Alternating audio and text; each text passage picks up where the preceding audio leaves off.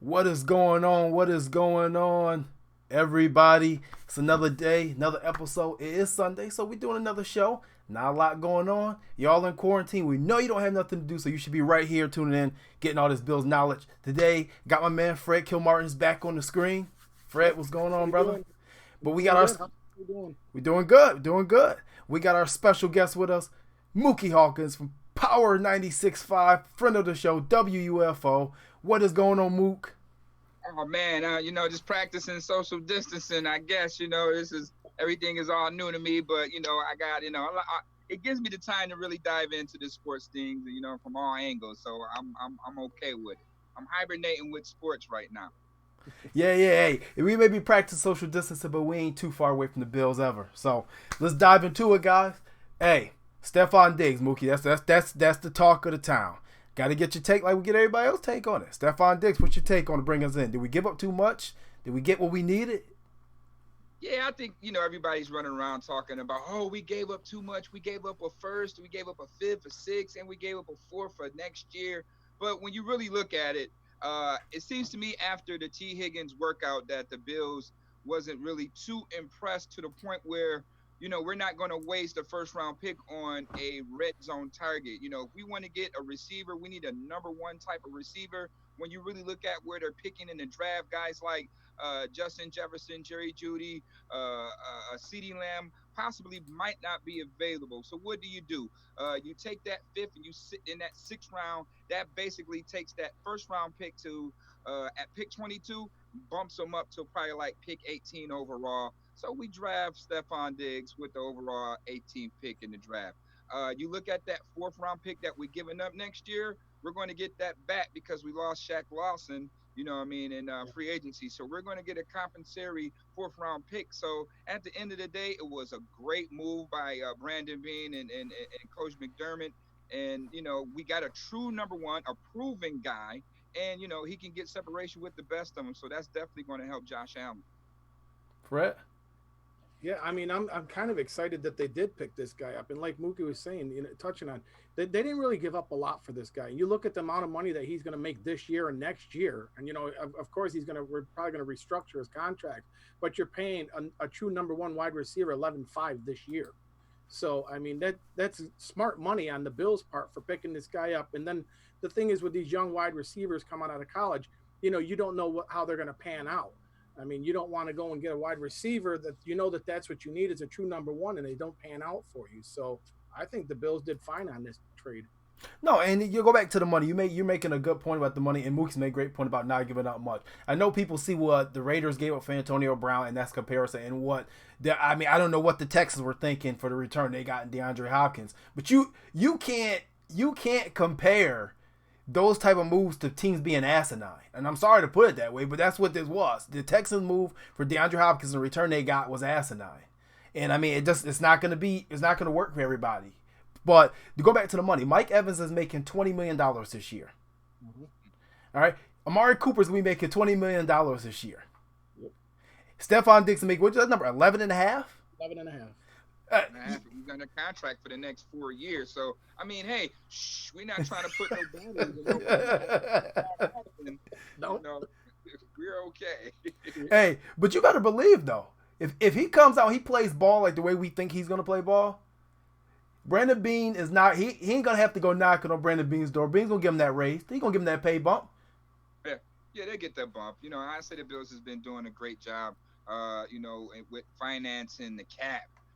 And making sure that we get very good deal, bang for our buck, I can say that. We get a lot of good bang for our buck. Back in the Rex Ryan regime, they were really stealing, but Brandon Beane, Sean McDermott is really teaching you how to really steal. Yeah, stealing is the word, man. I mean, we didn't got some bargains. We came on the back end. Even back to the Jordan Phillips move.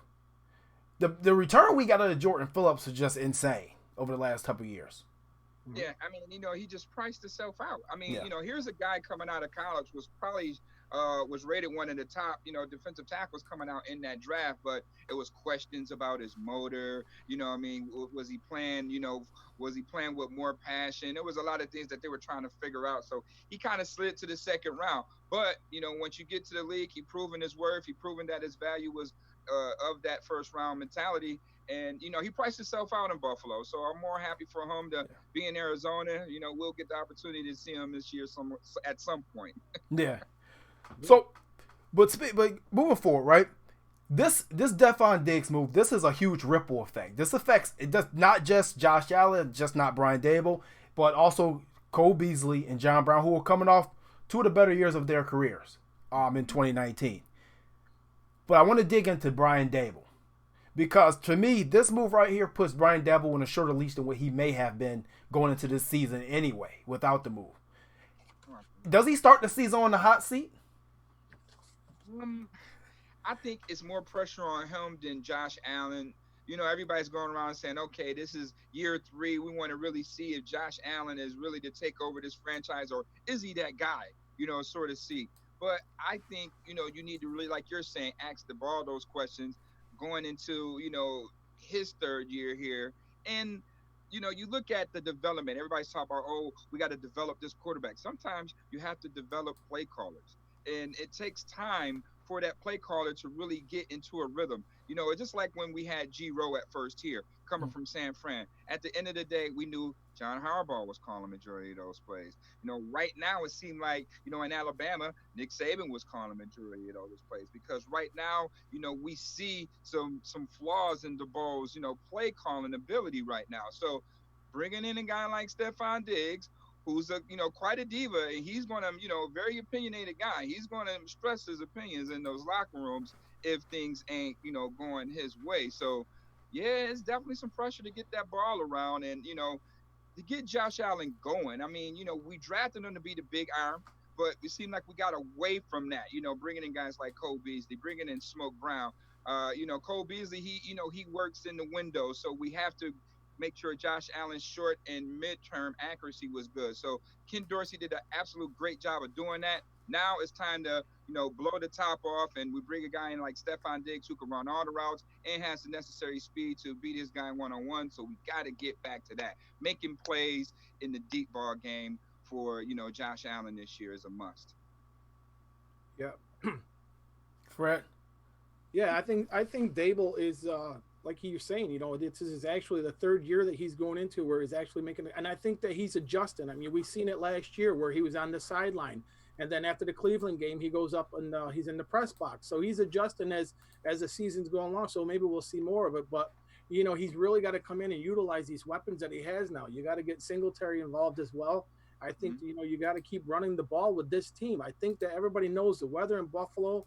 You got to get that running game going. So when you're into the November, December, and you're making that push for those playoffs, your running game, your offensive line is everybody's working together. So, I mean, you want to pound the rock.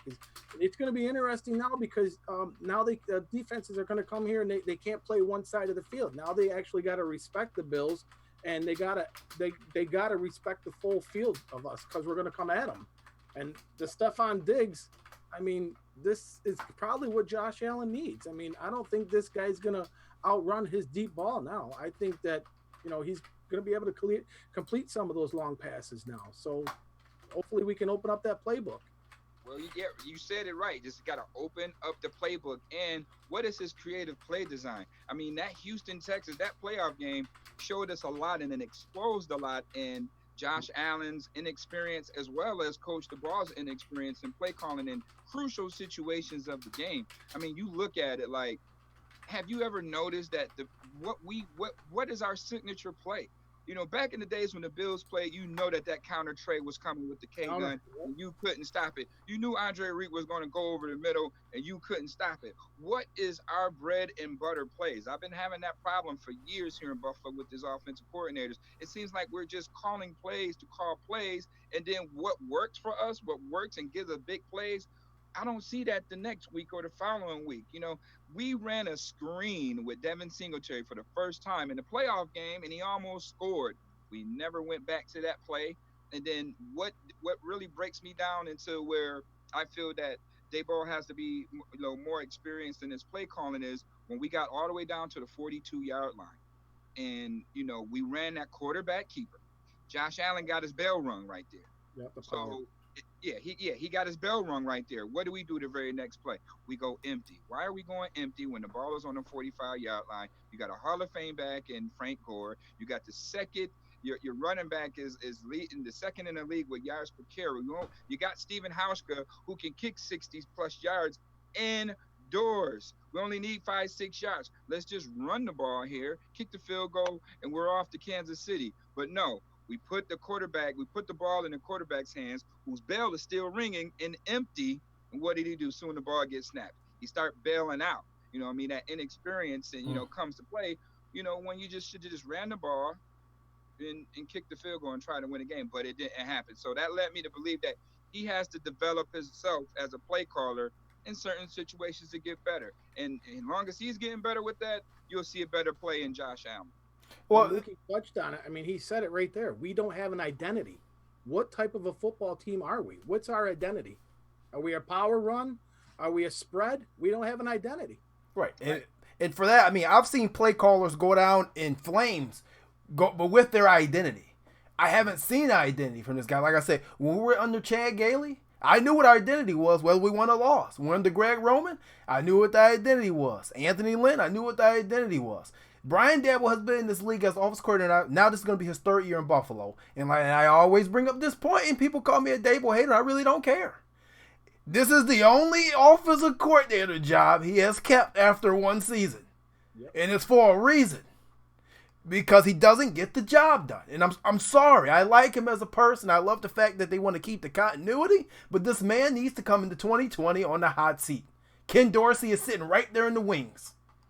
Yeah, he's definitely sitting there right in the wings. And here's a guy, that's an offensive minded. Obviously, he's a quarterback. One of the most prolific runs in college football history. I think they got cheated in that national championship game, but that's history. But he's done a phenomenal job, and he's another Carolina guy. So at the end of the day, with our defense doing what it does on a day-to-day basis and being one of the top defenses around, and if our offense with Stephon Diggs and Devin Singletary and Cole Beasley and Smoke and Dawson Knox and all that good stuff, even pencil Duke Williams in there. I want to see what's his creative play calling.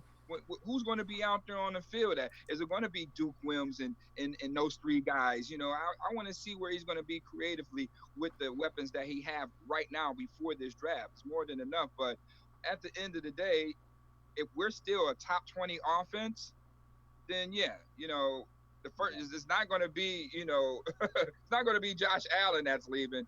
It's going to be the OC that's going to get the role. You know what I mean? So yeah, he definitely. It's a lot of pressure on the OC this year. I mean, you look around the league right now, and you look at our wide receiving core that we have going into this season without even the draft. I mean, we got to be up there at least the top 10 as far as a wide receiver core. Top 5. You think top 5? Top 5. Oh, I mean, we haven't even taken the field yet. So Daboll, he's really got to figure this out. I mean, and get these guys the ball. I mean, I know there's only one ball to go around, but you got to utilize these guys. Listen, man, this is the thing about that ball, the ball. Okay. Last year, John Brown had 115 targets. Cole Beasley had 106 targets. Stephon Diggs had 94 targets. Beasley and Brown accounted for about 70% of the Bills' targets last year. There's enough football to go around, but my question for Daboll is he going to abandon the running game again? Because there was 3 bad losses we had last year. Baltimore, Cleveland, and Philly, where he just completely abandoned the running game for no reason.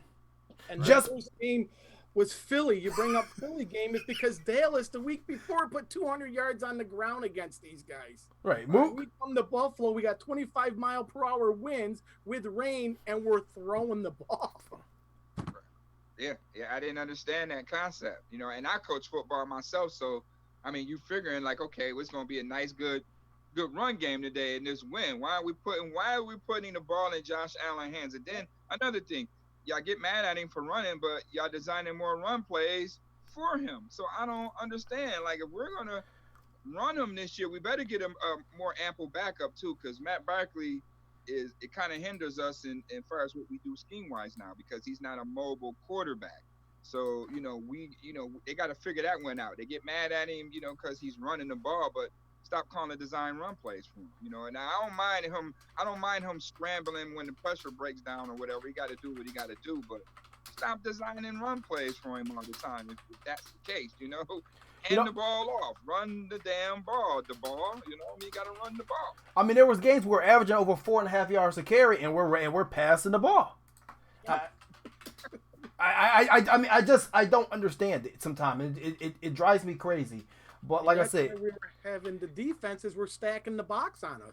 They're putting 8-9 guys in the box. Right. I'm gonna put a poll up right now for you guys to answer. It's should Brian Daboll start 2020 on the hot seat, and we want to hear your thoughts on that. So we gonna let Bills Mafia talk. We know that his approval rate wasn't too high the last time we left off with our Daboll approval rating of the week. Cause we did it weekly because it was fun to see the ups and downs. Now, speaking of Josh Allen, what do you think the expectations for him is? Just a 3-3. Now, I recently talked to Bill Polian. And Polian said it takes 4 years to develop a quarterback. This year should be the year where he's understanding the players around him and how to beat a defense with those players around him. Year 4 is the year he should understand what a defense is doing to him and learn how to use the defense tactics against them himself. What are your expectations for Josh going to this season, Mook? Well, we really got to go all the way back to, once again, how do we handle Josh Allen from the beginning? We first of all, we move up a couple of places, a couple of spots in the draft to get him, and then we're gonna say, we're not gonna bring him in. We're not gonna just throw him in the sauce right quick. We're gonna groom him. We're gonna try to develop him. It's going to be a quarterback competition. So after all this little experiment and going on, you have a guy in Nathan Peterman who, we already know what Nathan Peterman, but he ended up being the starting quarterback. How do Nathan Peterman win the starting quarterback position when you just drafted your franchise guy? So we wasted valuable time that year. You can't even count that year. Right? You can't even count that year because he didn't get, the whole starters rep from training camp or any of that. So that season was a wash. So you figure this year was his really first full season as a quarterback. You know what I mean? So for him to be 10-6 in his first full season is pretty good. It's a step in the right direction, but they kind of hindered his development with that little experiment they was trying to do with him. I didn't get that part. So, is the expectation there? Yes, he has to rise to the occasion. They have the pieces in front of him to do that. So I just want to see the big arm play now. This is what he was lauded for. I want to see the Bills, I want to see bombs away. I want to see bombs over Baghdad this year with Josh Allen throwing this rock, and I mean, we have the complementary pieces now. You got a guy in Cole Beasley who can work underneath. We got a shifty back in Devin Singletary. Only thing he needs is a complementary back, and we'll get into that later on. But right now on paper we have those pieces. So Josh Allen has no choice but to become better this year. Right, and I know a lot of people have been asking this question: what happens if Josh Allen struggles this year? Do we get rid of him? Do we draft another quarterback? That ain't the way the NFL works. What's going to happen if Josh Allen struggles this year? Brian Daboll's going to be out the door first. Then they're going to try Ken Dorsey. If he then continues to struggle, they're not going to show him the door because his ceiling is really high. They're going to do just what the Bears did with Nick Foles. They're going to bring in they're going to do just what the Titans did with Mariota. You're going to bring in a veteran because you ain't going to go rookie again. You're going to bring in someone like who will be a free agent next year, Andy Dalton, to compete. And you got this veteran staying over because when you have a ready-made team, you're not going to bring another rookie to start over again. Not with a ready-made team, right? Hey, it's a Carolina veteran out here right now that's available. Yeah. Fred, what do you think? You know what? The Bills have already committed fully to Josh. They already did it last year with the offensive line. Now they're putting more weapons around it. It's almost to the point where he really can't fail. They've given him all the pieces. Now it's going to be on Josh, or is it going to be on Daboll? There's your offense right there. All the pieces are in place. And what I was going to ask Mookie is that one of the things that I noticed with Josh when he takes those deep passes, I think his footwork. Do you think that is the biggest problem right now that he needs to work on is his footwork? Oh, absolutely. That's the. My man lost Mook for a second. To let you know where the ball is going to end up. So, feet placement, weight transfer, all that type of stuff is very key. You can have a strong arm, but if your feet is not set in the right place, either the ball is going to sail or, is going to die down. So your feet is so important with that. And that's something he definitely needs to work on, being a pocket passer, his feet work, So yeah, his feet has got to be, in the right place. So hopefully Ken Dorsey could work with that and get that a little bit fixed, tune that up, so we can see a little bit more accuracy in Josh Allen. Because sometimes some balls just floated to the ground, and I didn't understand that. You know what I mean? Right. So Yeah. it was. You're right, Moogie. You're right. I mean, there was a time with this guy with his cannon. Why is he throwing balls at these guys' feet? Yeah. I'm happy you guys said that, because I had something just prepared for this show. Because people keep arguing, especially my brother. I argue with my brother all day. If you guys don't know him, he's a Bills fan at heart, and we argue every day about this subject. Everybody wants to compare Josh Allen to Cam Newton. And you can see in the Bills play calling, they want to use him like Cam Newton. He ain't Cam Newton. Cam Newton is a special talent with the football in his hand and almost like a cowbell back. He's not that. You could tell, you saw with the fumbling issues. You saw with him getting hit. He's not that. The number one comparison for me for Josh Allen is none other than Donovan McNabb. That's who I compare Josh Allen to his entire game. If you go back, you watch the film, I then pulled the numbers from their first two, well, Donovan would be his second and third year because he played only partial his first. If you compare the numbers from completion percentage to yards per carry to rushing yards to every type of stat there is a similarity there. Mookie, please tell me that you remember Donovan McNabb and how he played, and that Donovan McNabb, number one problem was his footwork. Yep. Yeah. His footwork, because here he is coming out of college. He was very efficient coming out of college, but his feet wasn't in order. He always had that strong arm. You know what I mean? And when you get into the pros, you got to be a little bit more accurate, because these guys are a little bit more stronger, faster. They play recognition is totally it's just like some supernatural stuff going on in the NFL and these linebackers. So your feet has to be in the right place. And Donovan McNabb had some horrible feet, but I mean, on a run, he can throw pretty well, but in the pocket, when the game is really on the line, them balls either he had the same problem. Either he was overthrowing, or they were, the balls were hitting the dirt. So very similar. I think you're on point with that comparison right there. Very similar. Fred, what do you think? What do you think about that comparison? I was gonna say, I mean, and what gave Donovan, everybody knows that the success in college was the option. That he ran the option better than any college quarterback I've ever seen. Well, because I'm a Syracuse fan as well, but yeah, you're right. I mean, and he was a big guy. Donovan McNabb is big, and he did have a cannon. And you know what? You're right. I can't argue with that. He's not, but yeah, you're right on the money. Hey, man, I've been digging for 2 years, and I've been checking stats on Dante Culpepper. I've been stats on Newton, and like I said, Newton is a special talent. I wish people would stop comparing Allen to Newton, because he's not Newton. I don't care if he runs and he scrambles. He's an opportunistic runner. He's not a runner. He's opportunistic. A comparison to Ben Roethlisberger too. They always say it's not there. Ben Roethlisberger, just faster. He's a hard comparison to make. I heard Steve Young. He ain't Steve Young. Steve Young never had problems with accuracy. No, he's left-handed too. I mean, we're talking Hall of Famer now. I think we dive. Yeah. People go crazy. But you spoke on something about Hauschka earlier and about the indoors and what we should do in the Texans game. Now, last year it seemed like he struggled just a little bit, with especially field goals 50 plus. It seemed like the Bills were actually at points and times actually nervous to kick those field goals where they elected to go for it on 4th and shorts, or actually try to push punt the ball and pin the team deep. Should we be worried about Hauschka? Should he have some competition? Because I know we signed Vivek, but I don't think that's some real competition. You think that we may have a problem, that we're overlooking something with him? Well, I mean, I think it was lack of little focus with him, and he's kind of a little different guy. He's reserved. He has find little weird ways that motivates him. Like if he can't find this, if he's missing a certain mouthpiece or something like that, then his psyche is off.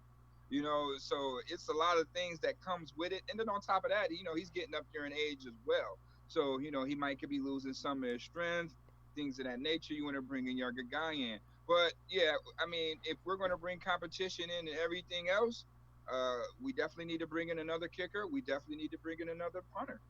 We need to start looking at that because special teams is a third of a game, and the way how our defense plays, if field position is key in certain realms of the game. If we can master those things, then that gives us a chance to win some ball games too. It gives our offense a short field, and it gives our defense, a chance to make some plays.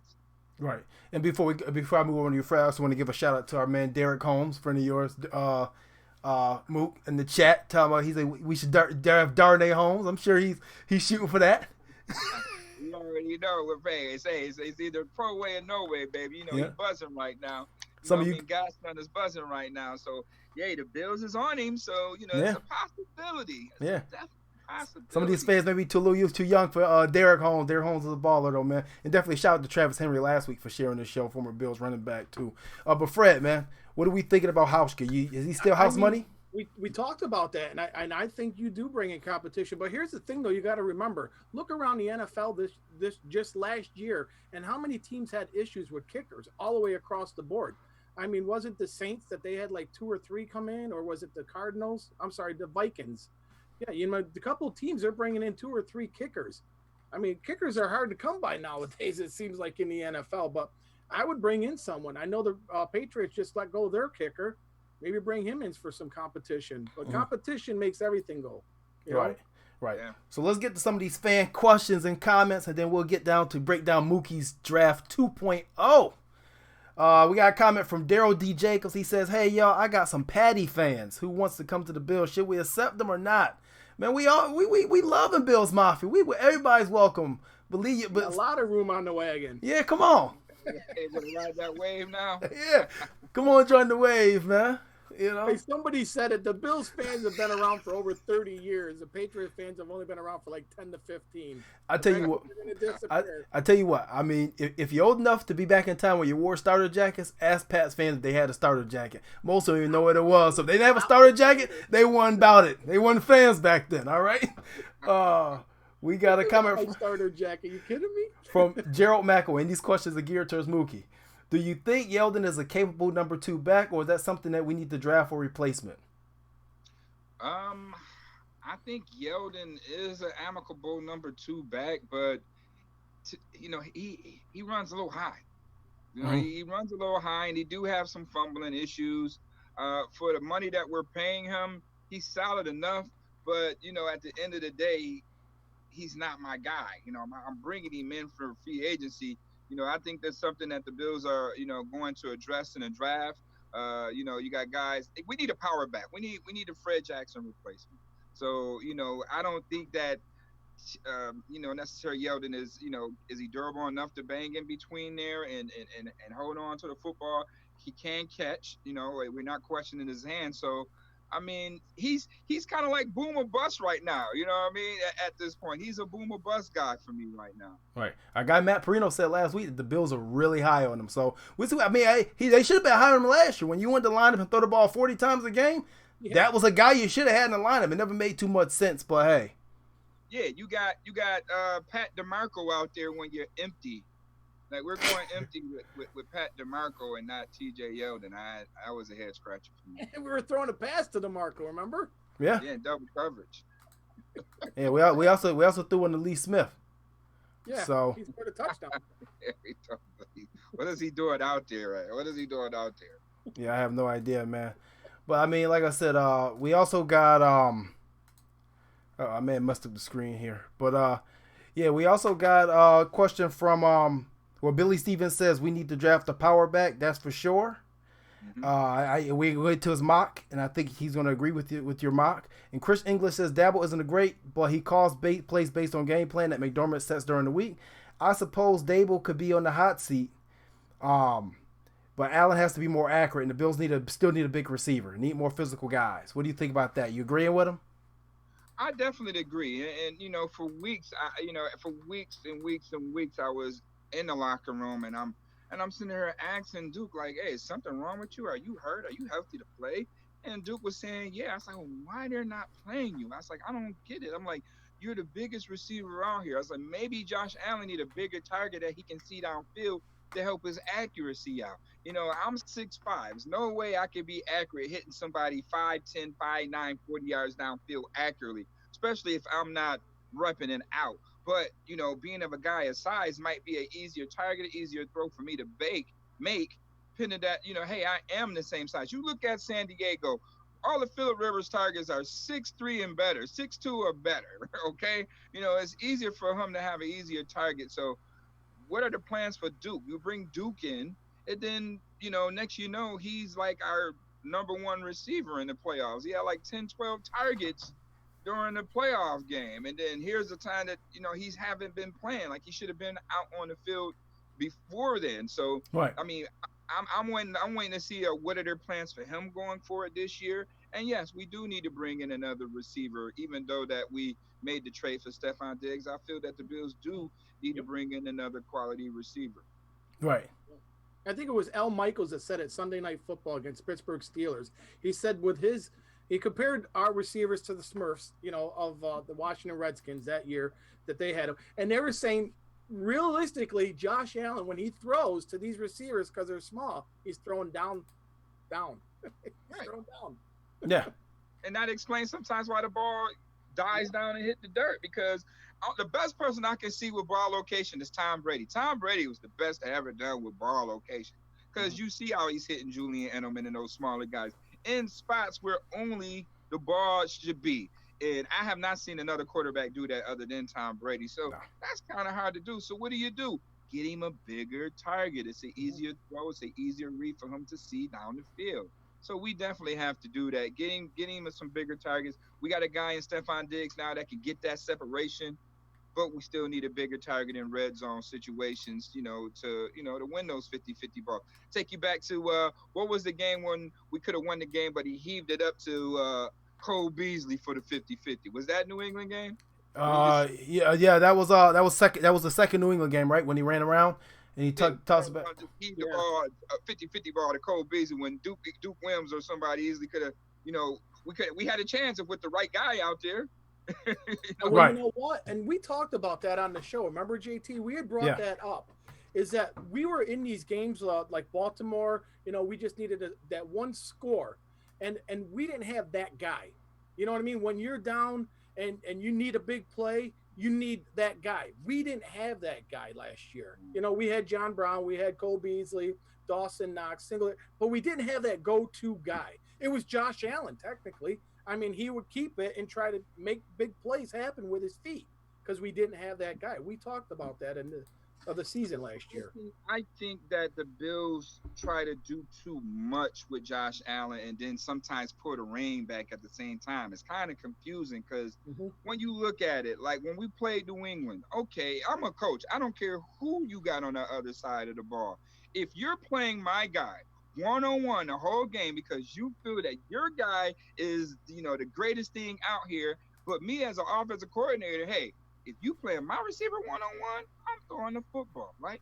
So, Stephon Gilmore playing Smoke Brown one-on-one the whole game. We only go to Smoke Brown, twice? We cooking for the big 55-yard play. We don't see that play no more. We don't try to attempt to go at Stephon Gilmore anymore.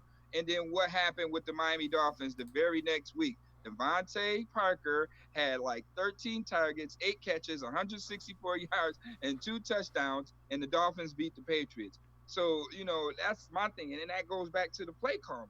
We can't be scared to beat the Patriots, especially this year. We cannot be scared to beat these guys because, with Stephon Gilmore, he's locked down. If he's playing, he said something about Stephon Diggs already.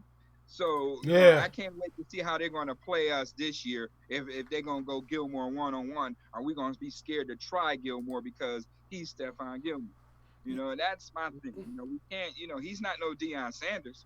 It's not to the point where we're going to game plan away from Stephon Gilmore. You guys to attack Stephon Gilmore this year. And the Bills definitely have to. If they don't do that, then, it goes back to the ball on this play calling. And what's his game plan? He won't get, if that happens, he won't get the 2 games to the Patriots this year, depending on the schedule.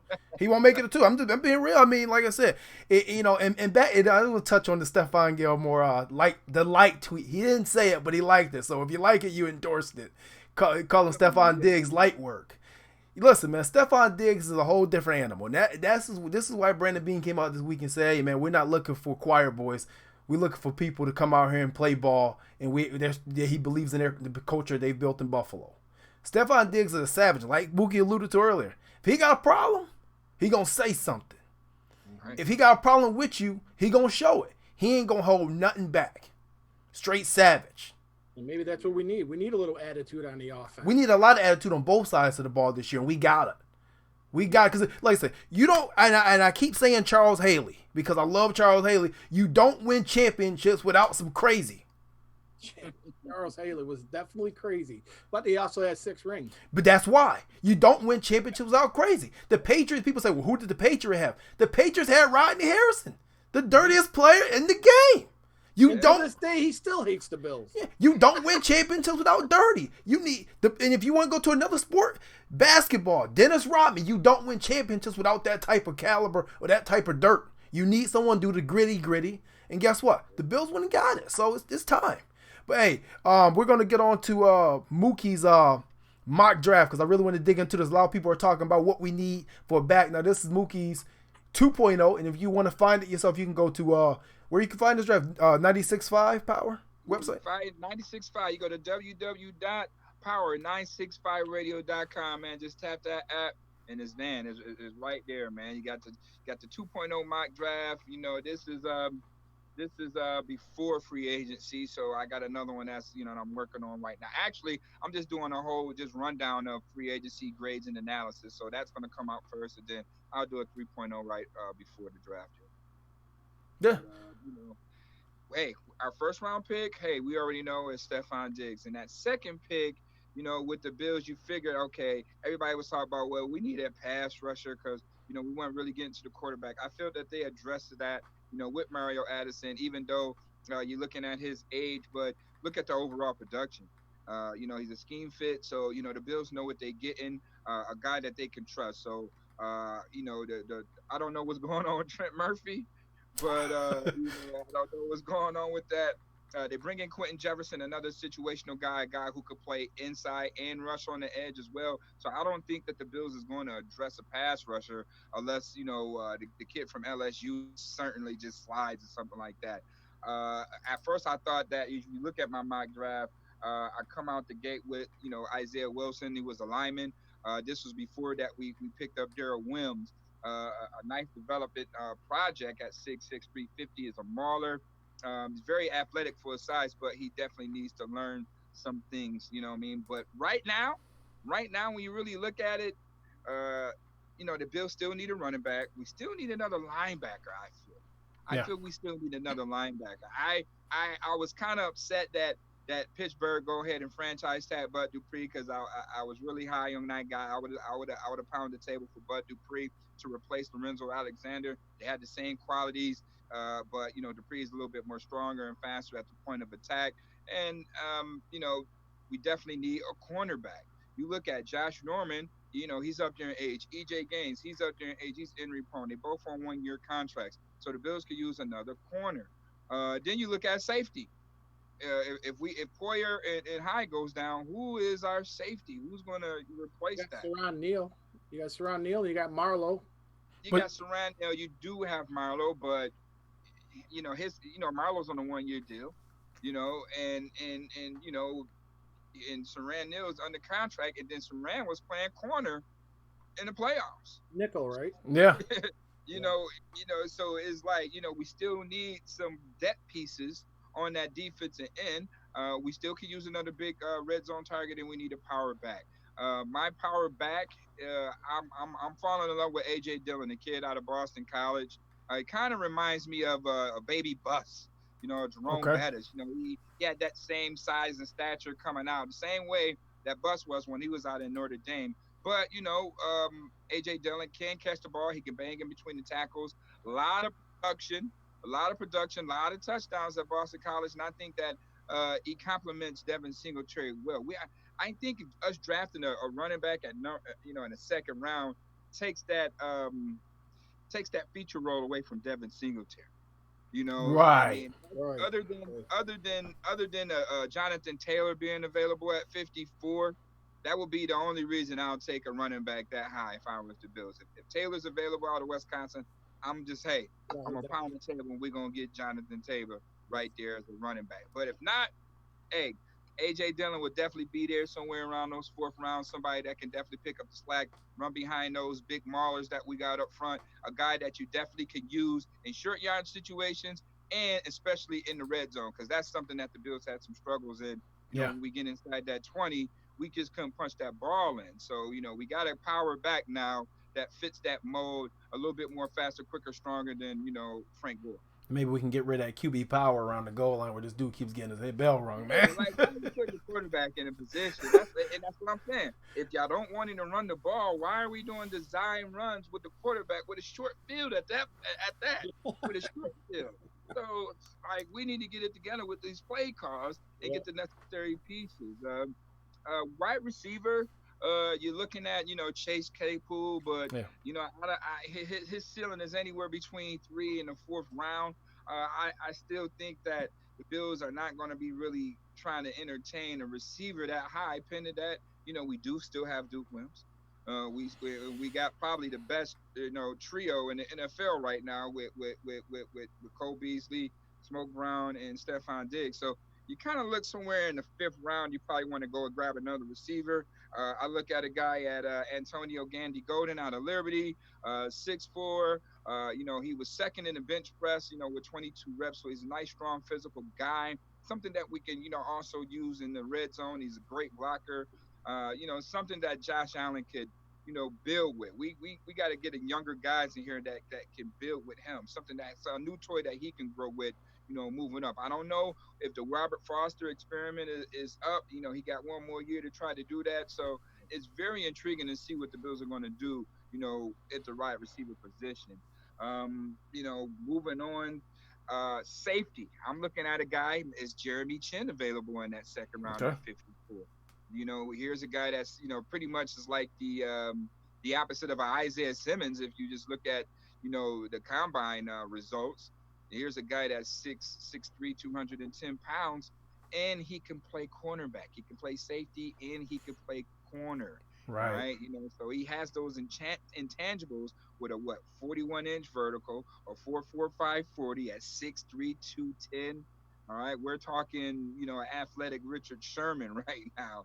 You know, small school stud that, hey, if he fits that mold, I would try to address that, you know, and easily in the 2nd round there. And then you got my guy, Darnay Holmes. All right, now we're not talking about this guy, but probably the most fluid DB that's in the draft, the number 1 nickel corner in this year's draft. If he was a little taller, then, you know, he could definitely easily be one of the top 5 cornerbacks in this year's draft. But due to his size, we're just going to put him right now at the nickel, because right now can't nobody be able to. He's the best around when it comes to that. He will be able to cover space in any situation, in any scheme, in any McDermott scheme, just because of his hips, his feet is where it needs to be. He's just so smooth and fast. My next mock draft, you're going to see. I got a nice little treat in my next mock draft. All right. Let us know when you get that out. We should definitely be really waiting for it in the share. But, you know, you spoke about Nickelback, and we got a couple of minutes and we'll get out of here. You know, Nickelback is a position where I think we need to upgrade at, or really create competition for Teron Jones. And I love Teron Johnson. Jesus. Teron Johnson is a player. I love him as a player. But the first ability is availability. And the way he plays at his size, he's not going to be available. In that corner, I mean, I grew up playing cornerback myself. At corner, you have to be in there every game to be fluid. You can't be out for 2 or 3 games and come back and pick up where you left off. It doesn't happen. That's why guys like a guy we got rid of, who we never should have got rid of, Nikhil Coleman. That's why guys like that are hard to find, and that's why I want to say the Nickelback started when Rex Ryan took what was the kid's name from in the 1st round? Kyle was it? I can't think of his name. He's from Utah. Took the kid in the 1st round of the draft that year. And he put him at nickel between Revis and Cromartie. The kid never worked out, but that's when you knew the game was changing. And you knew you need a prominent nickel back as well with your other 2 corners, because people were throwing the ball. It's the package now. You know, it's 3 corners now. Yeah. You know, it's 3 corners because it's not 2. It's no more 2-back sets really. So everybody's playing 3 wide receivers with a tight end and a single back. So, you know, your base now is going to have an extra, nickel corner out. You know what I mean? So shout out to the slot guy, my guy Nikel Roby Coleman, on his way to Philly. But we definitely could use him right now. But Darnay Holmes, the best nickel in this year's draft, man. But you better go watch those workout tapes, that kid. Yeah, definitely. And if anybody's gonna find a corner, it's the corner whisperer, Sean McDermott. Oh, absolutely. Right. And you can never have enough corners. You know what I mean? It's a passing league. So, we definitely, and we need corners. We definitely need corners. I mean, Josh Norman right now is probably going to be your best number 2. It was a great pick, because he's going to lock down a number 2 now. With his season, with his veteran, his wisdom, and his experience and things of that nature, he's going to welcome the challenge of guys throwing at him because they're not going to throw at Trey White. So now we have a savvy vet over there that, I don't think you really want to try. And like how GM Bean says, he's going to have a lot to prove, but he's going to be at a system that he's comfortable with and a system that he knows he can flourish at and be able to make plays like he used to when he was in Carolina. And the pressure is off. Yeah, right. You don't have a $75 million contract hanging over your head.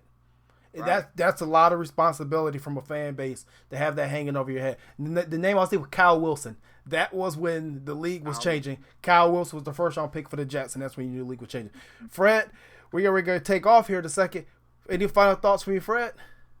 No, I just want everybody to make sure everybody's staying home, be safe. The best thing you can do right now is stay home, save lives, stay home, be safe. Right. Wish everybody the best. Definitely. Thank you to our special guest, Mook. Man, we going to let you sign off and give some shout-outs, get some promos, whatever you got to do. You got the floor, my brother. Well, first and foremost, man, I'd like to appreciate you guys at the Cold Front Report on having me on. You know what I mean? I would love to do this again at some point with you guys. But, yeah, nevertheless, man, with this whole virus thing, man, it's definitely real out here. It's definitely real. I mean, if you don't have to go out, please don't go out. Let's try to, be one Buffalo and let's flatten this curve.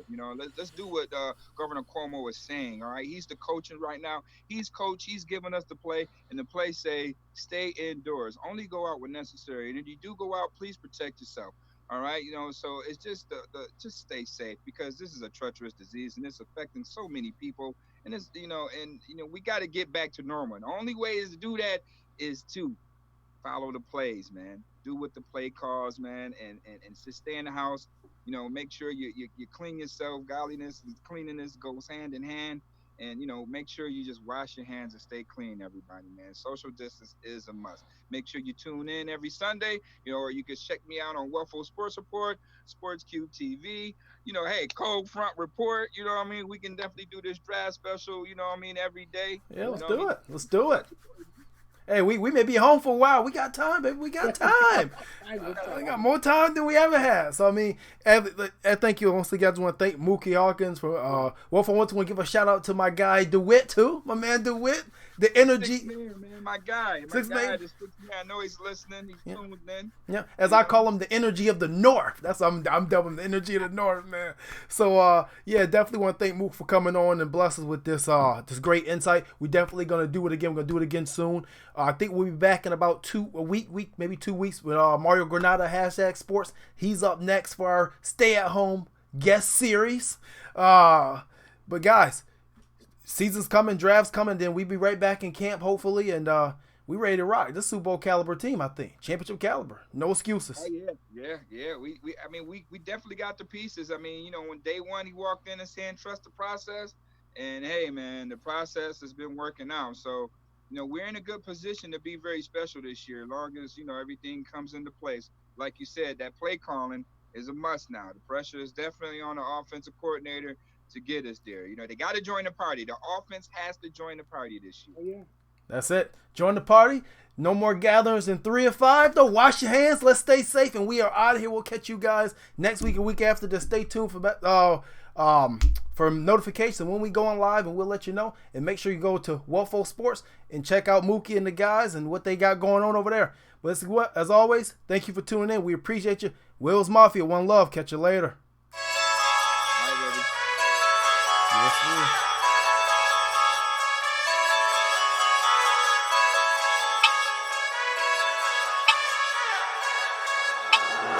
Cold Front.